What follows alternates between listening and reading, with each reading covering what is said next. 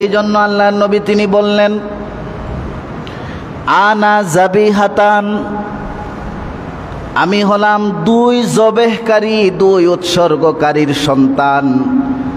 প্রথমেই আমাকে জবেহ করার হুকুম হয়েছিল হযরত ইসমাইলের কপাল মুবারকে। যখন আল্লাহ পাক আমাকে নূর হিসাবে রেখে দিলেন, সেই সময় আল্লাহ পাক হযরত ইব্রাহিমের প্রতি আদেশ করলেন, ফালাম্মা বালাগা মাআহুস সা'য়া,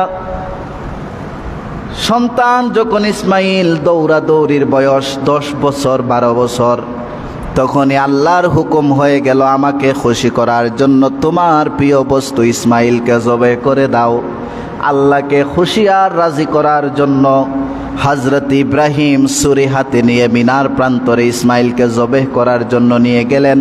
আল্লাহ পাক সেখান থেকেও নূর নবীর নূরে মুহাম্মদীকে আল্লাহ পাক রক্ষা করে দিলেন। সুবহানাল্লাহ। আর দ্বিতীয়বার আপন বাবা হযরত আব্দুল্লাহকে জবেহ করবেন, সেখান থেকে আল্লাহ রক্ষা করলেন। যেই মুহূর্তে হযরতে আব্দুল্লাহ মুক্তি পেয়ে গেলেন, হযরতে আব্দুল্লাহ কাবার চত্বরে তিনি বসতেন, চলাফেরা করতেন। চেহারাটা বড় উজ্জ্বল দেখাতো, যেহেতু নবীজির নূর মুবারক হযরতে আব্দুল্লাহর কপালে। তিনি যখন রাস্তা দিয়ে হাঁটতেন, কাবার চত্বরে যেতেন, এমন সময় সেই আরবের কাবার চত্বরের সবচেয়ে সুন্দরী একজন মহিলার নাম ছিল কায়লা। সেই কায়লা নামক মহিলা আব্দুল্লাহর হাতের মধ্যে ধরে বলল, ওরে খাজা আব্দুল মুত্তালিবের সন্তান আব্দুল্লাহ, তুমি হলে সবচাইতে সম্মানিত বংশের মানুষ, আর আমি হলাম এই এলাকার মধ্যে সবচাইতে সুন্দরী মহিলা। আমি তোমাকে আমার নিজ পক্ষ থেকে প্রস্তাব দিলাম, আজকেই তুমি আমাকে বিবাহ করে নাও। আমি তোমাকে বিবাহ করতে রাজি হয়ে গেলাম। হযরতে আব্দুল্লাহ এবার বললেন, শোনো কায়লা নামক মহিলা, তুমি আমাকে বিবাহ করতে চাও, কিন্তু শরীয়ত তো একটা বিধান দিয়েছে, আমি আমার বাবা খাজা আব্দুল মুত্তালিবকে ছাড়া কোনো কথাই বলতে পারবো না, কারণ তিনি আমার অভিভাবক। তিনি যা বলবেন, যা হুকুম করবেন, সেটাই আমাকে মানতে হবে। আমি তোমাকে এমনি এমনি বিবাহ করতে পারবো না। এই কথা বলে খাজা আব্দুল মুত্তালিব যখন দেখতে পেলেন আব্দুল্লাহকে বিবাহ করার জন্য মহিলারা একের পর এক প্রস্তাব দিতে শুরু করেছে, তখন হযরতে আব্দুল্লাহকে নিয়ে মক্কা ছেড়ে খাজা আব্দুল মুত্তালিব মদিনায় পৌঁছলেন। সেখানে তিনি ভালো বংশের একজন মহিলার খোঁজ করলেন। খুঁজতে খুঁজতে পেয়ে গেলেন হযরতে আমেনার সন্তান। ওনার সাথে বিবাহ হলো। বিবাহ বন্ধনে আবদ্ধ হওয়ার পরে খাজা আব্দুল মুত্তালিব সন্তানকে নিয়ে মক্কায় আসলেন। প্রতিমধ্যে কয়েকদিন আব্দুল্লাহ রাদিয়াল্লাহু তাআলা আনহুকে না দেখে মক্কার মহিলারা পাগল হয়ে গেল যে আব্দুল্লাহ কোথায় গেল। কয়েকদিন পরে যখন দেখতে পেল যে আব্দুল্লাহ আসতেছে, তখন আর মহিলারা আব্দুল্লাহর কাছে যায় না। কায়লা নামক মহিলাকে ডেকে আব্দুল্লাহ বললেন, কি ব্যাপার? কয়েকদিন আগে না আমার জন্য তুমি পাগল ছিলে, বিবাহ বসবে, আজকে কি এমন ঘটল? আমার কাছেই দিকে আসো না, আমার দিকে তাকাও না, ব্যাপার কি? কায়লা নামক মহিলা জবাব দিল, শোনো আব্দুল্লাহ, আজ থেকে 3 থেকে 4 দিন আগে তোমার চেহারার দিকে তাকালে যেই নূর দেখতে পেতাম, আজ তোমার চেহারার মধ্যে সেই নূরটা আর দেখা যায় না। আমরা বিশ্বাস করে নিলাম তুমি বিবাহ করে ফেলেছ, তোমার নূরটা যাকে বিবাহ করেছ তার কপালের মধ্যে চলে গেল। আব্দুল্লাহ বললেন, অবশ্যই আমি বিবাহ করেছি এবং আমার স্ত্রীও আমার সাথে। নূরটা মা আমেনার রেহেম মুবারকে চলে গেল। সিরাতের কিতাবে আসলো মা আমেনা যে সন্তান গর্ভে ধারণ করেছেন, আমাদের মা যাদের গর্ভ থেকে আমরা আসলাম, গর্ভে থাকাকালীন অবস্থায় হামালাত, পেটটা একটু পূর্ণ হয়, বড় হয়, কিন্তু মা আমেনার পেট মোবারক, রেহেম মোবারক বড় হয় না। সন্তান যে গর্ভে আছে সেটা তিনি বুঝতেই পারেন না। স্বপ্নের মধ্যে কে যেন এসে বলতে শুরু করলো, মা রে শোনো, তোমার গর্ভে কে এসেছে তুমি কি জানো?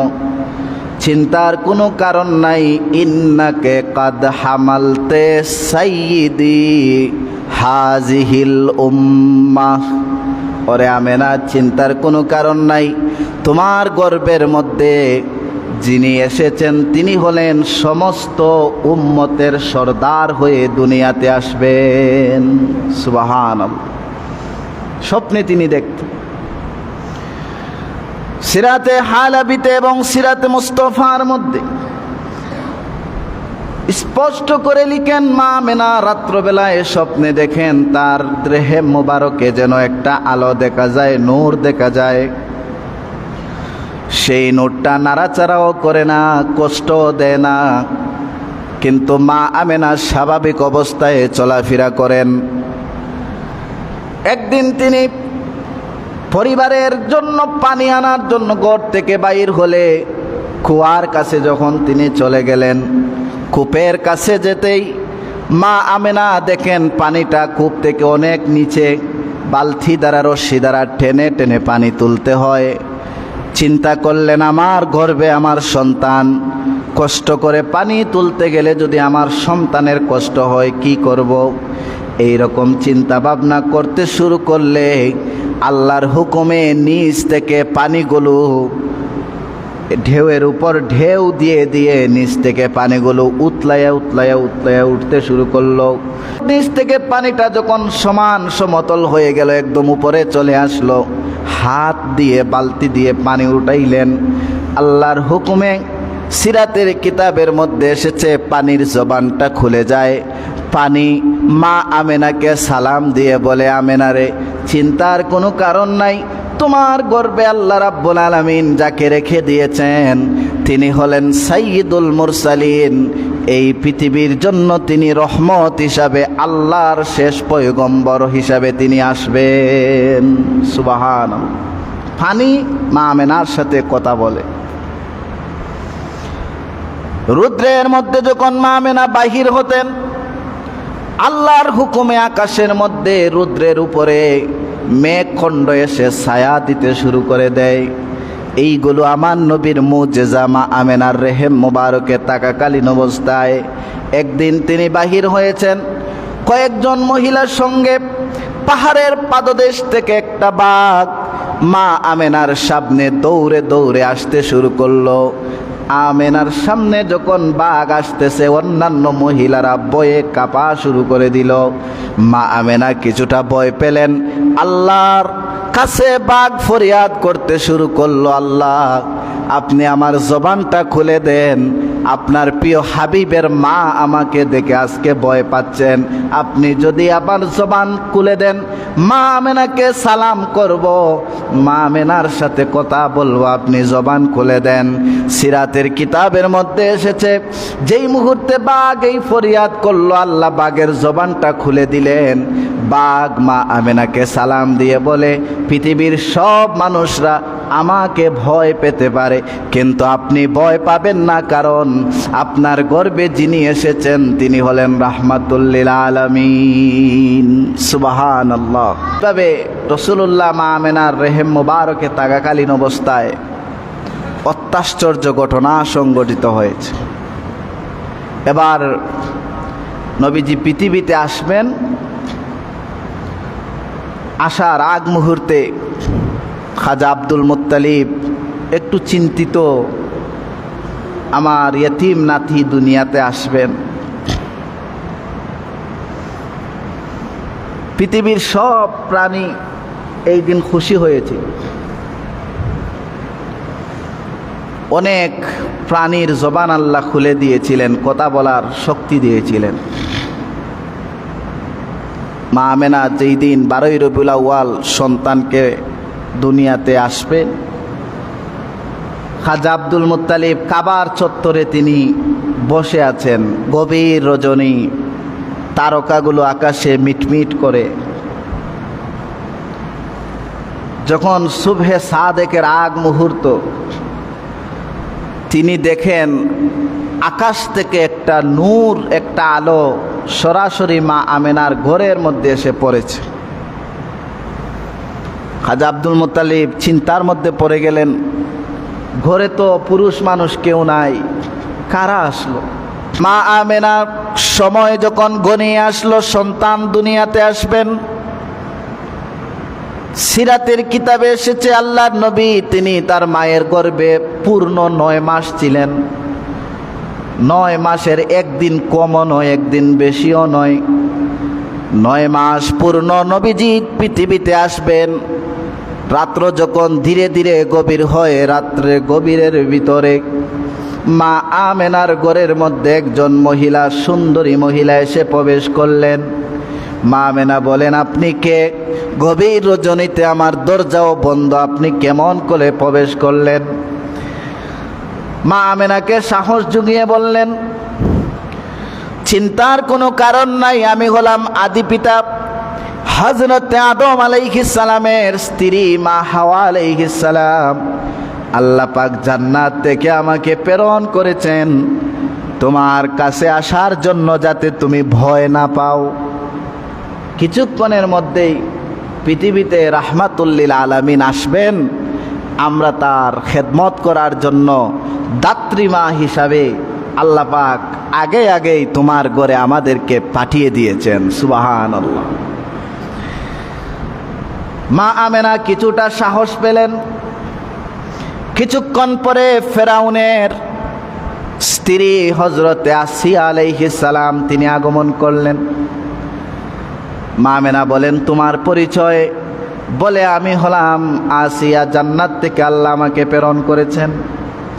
কিছুক্ষণ পরে হযরতে ঈসা আলাইহিস সালামের মা তিনি মরিয়ম আলাইহিস সালাম আগমন করলেন।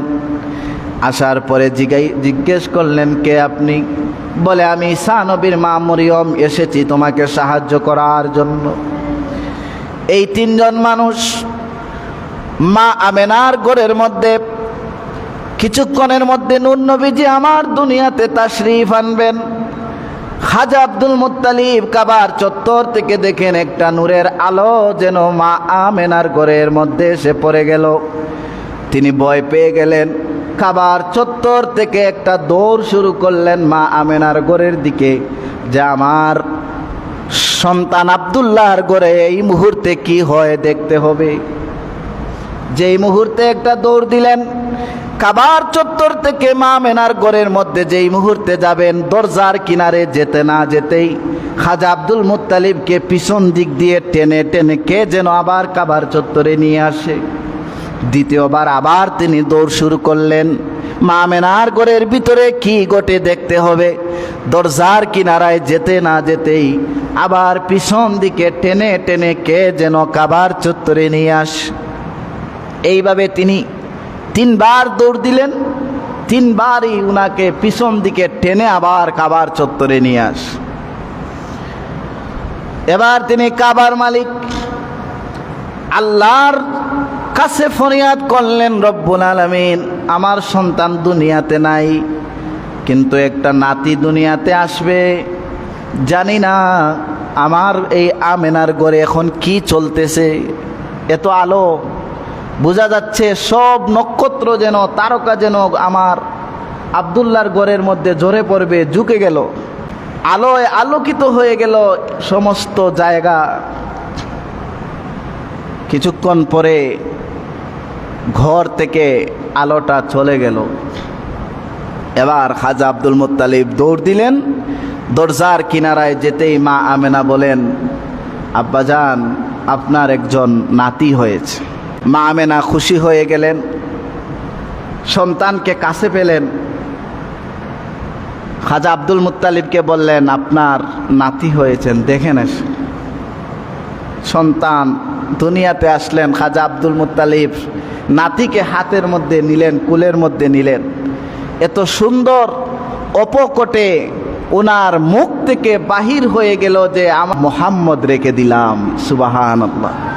ইতিপূর্বে জাহিলিয়াতের যুগে কোনো ব্যক্তির নাম মুহাম্মদ রাখা হয় নাই। আদম থেকে শুরু করে আমার নবী পর্যন্ত কোনো নবী রাসূলের নাম, কোনো ব্যক্তির নাম মুহাম্মদ রাখা হয় নাই। কিন্তু খাজা আব্দুল মুত্তালিব দেখেই বললেন, আমার এই নাতির নাম মুহাম্মদ, অর্থাৎ প্রশংসিত হবে। ইসমুহু ফিস সামাই আহমদ ওয়া ফিল আরদে মুহাম্মদ। নবীজি বলেন, আল্লাহ আমার নামগুলো আকাশের মধ্যে আহমদ রাখলেন, ফেরেশতারা আহমদ নামে জিকির করে, আর দুনিয়াতে আসার পরে মানুষরা মুহাম্মদ মুহাম্মদ নাম বলে তারা জিকির করবে। সুবহানাল্লাহ।